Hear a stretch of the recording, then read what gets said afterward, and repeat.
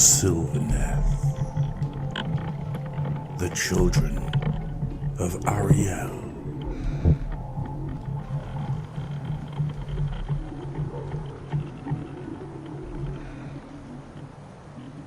The Sylvaneth mindset is wholly inhuman, approaching concepts of society and military strategy from a naturally ordered perspective. Their armies and clans comprise distinct layers, like the rings of a tree. Within all, Sylvaneth instinctively know their place. Sylvaneth armies fight with the wraith of nature unleashed. They are terrifying foes, for though they can appear as graceful as a warm zephyr, they can swiftly transform into a howling gale. Keening bands of dryads burst from ambush among the wildwoods, their branch wraiths leading them in a lashing dance of war.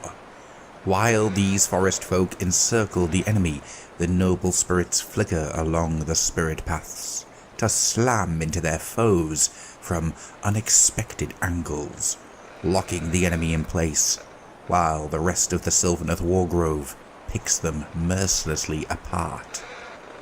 Under this onslaught, enemy battle lines crumble like mighty cliffs, torn down by swift snaking roots. The forest folk are the most widespread and numerous of the Sylvaneth. They are the dryads and the branch wraiths, whose numbers have been rising sharply since Alarielle's return. Though now a key part of the Sylvaneth war against the Dominion of Chaos, the forest folk were not warriors during the Age of Myth. At that time, dryads and branch wraiths were peaceful creatures, deeply spiritual beings who instinctively tended to the wild places of Gyran. When the Age of Chaos began, the forest folk suffered horribly. It was no longer enough to take shelter while the noble spirits fought on their behalf. Any Sylvaneth who could not fight was doomed to fall beneath the invaders' blades. Through successive generations, the forest folk were winnowed down until only the strong and the cunning survived. They learned to fight from the shadows, to defend their enclaves with vicious determination. In contrast, the noble spirits have always been warriors. They lead the soldiers of the Sylvaneth as commanders and as champions.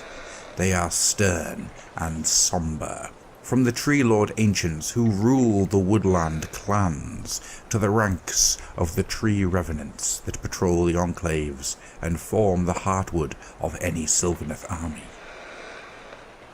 It is the noble spirits who protect and preserve the spiritual heritage of their people. Within the noble spirits live the race memory of the Sylvaneth. Echoes of former lives ringing back through the ages into the farthest mists of time.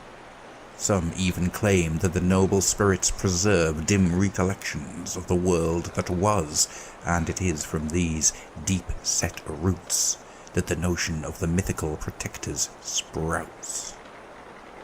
None amongst Alarielle's children knows precisely who or what the protectors were, or whether these beings were even real. They know only a notion persists, an idea of nobility and selfless guardianship that the noble spirits still model themselves upon today. Many among the noble spirits even come to physically resemble the ghosts of the protectors that echo in their memories, and draw the magic and minerals of the land up through their roots to craft weapons like those the protectors are believed to have wielded. The noble spirits rule over the Sylvaneth enclaves with ancient wisdom and timeless caution. They serve their godmother in all things, and owe no loyalty to any other than Alarielle. It is upon the orders of the noble spirits that the Sylvaneth march to war, and it is by their strength that they prevail. The diversion between the noble spirits and the forest folk is as natural to the Sylvaneth as the flowing of water or the stirring of the wind. Alarielle's children do not question such matters, but are content to know that their roles are sanctioned by nature itself.